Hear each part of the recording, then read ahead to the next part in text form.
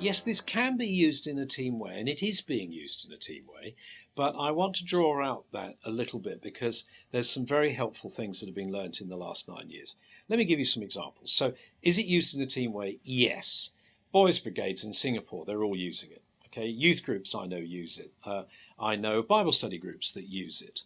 But there's no question that it gains enormous amount when you're actually investing on a one-to-one basis, because you are giving time to that individual in a Google age where they ask questions to Mr. Google in the privacy of their home on a one-to-one basis.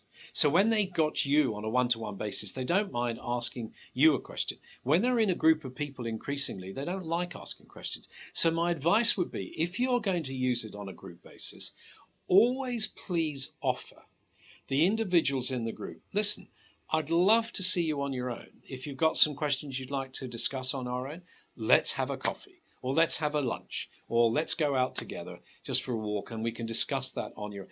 Offer the possibility of one-to-one. Now, here's the one thing I wouldn't do.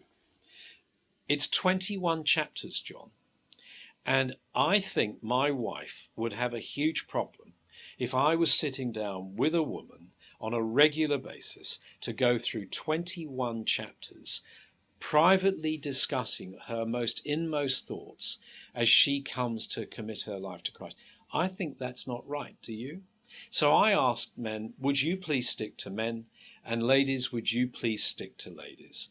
By all means, and I've done this with a couple, or I've seen couples actually relate to other couples and do this, but please don't do this. Now, I've got to tell you one quick, very funny story about that, because I gave one talk, and sitting in the front row was a gentleman who, shall we say, politely, wasn't young.